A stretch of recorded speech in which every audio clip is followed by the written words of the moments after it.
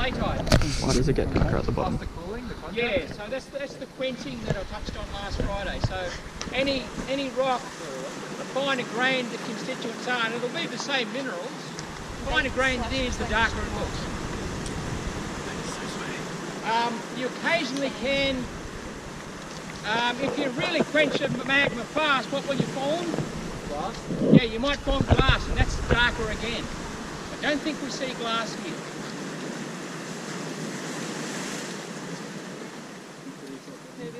The actual shape of the contact is important here as well. How would you describe the shape?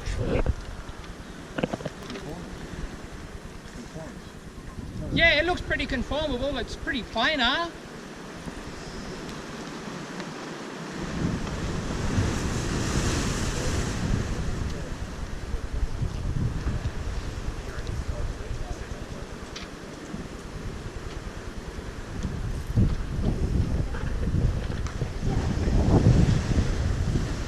What do you think might be causing the veins? Why are the veins there?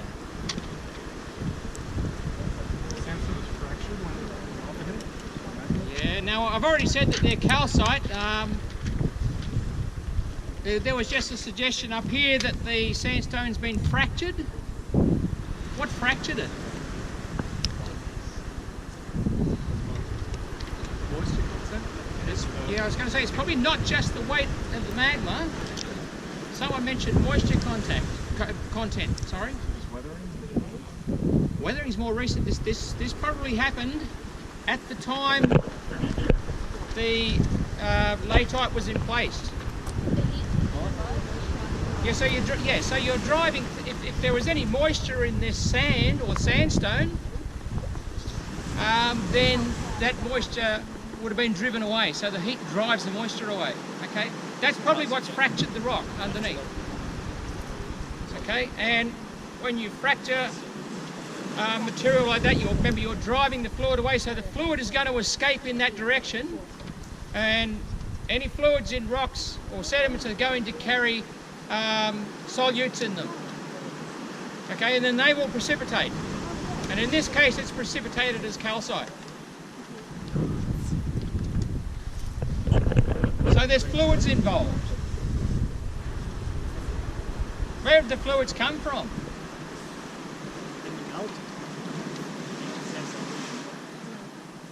Bit hard to tell, isn't it?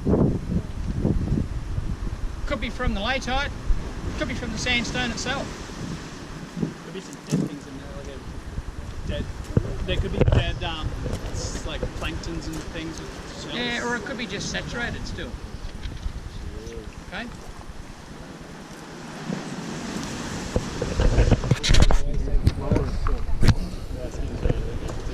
Well, that's probably all we can do to describe it. While you're carrying on sketching, have a think about, can we decide from the information we've got in front of us whether this is a sill or a flow? You have that table on page whatever it is, a couple pages on, with sill versus flow and the contrasting features thereof.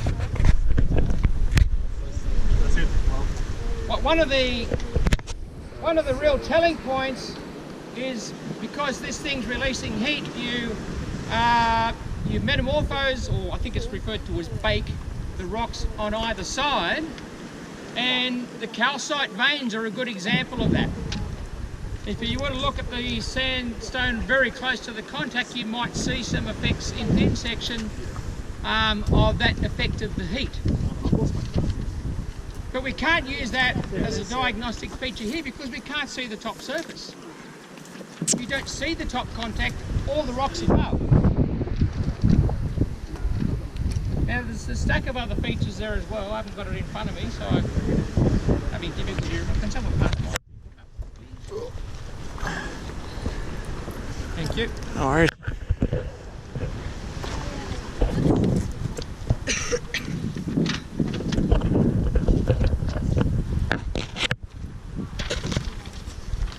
So on page 12 there, you've got lava flow, you've got contact uniform and regular. The sill, top flow off, an irregular and cindery. We don't see the top surface, so scratch that one. We can't tell. Vesicular or amygdaloidal. Can people see vesicles? A little bit hard when we're this far away from it. What's a vesicle?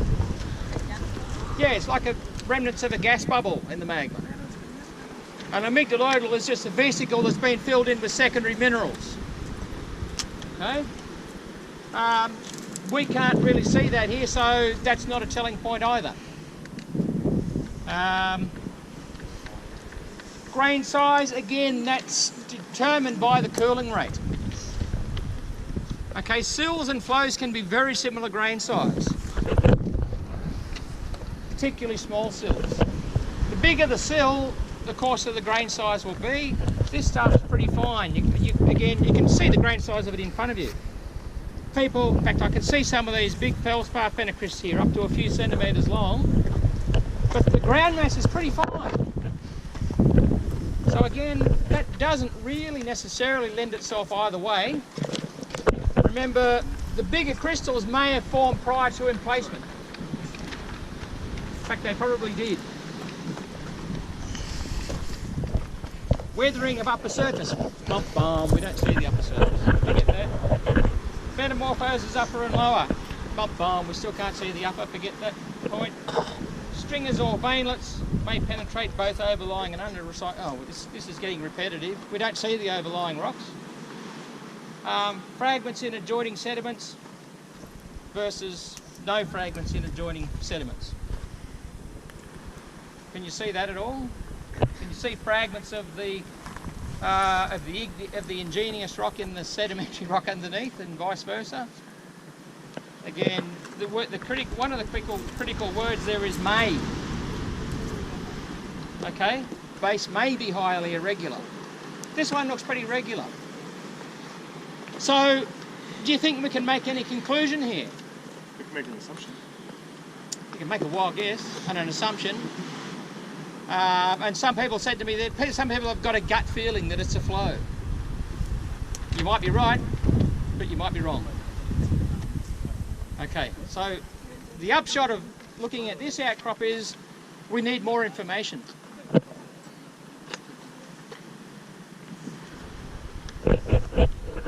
Dave or Al, any other comments? What have I missed?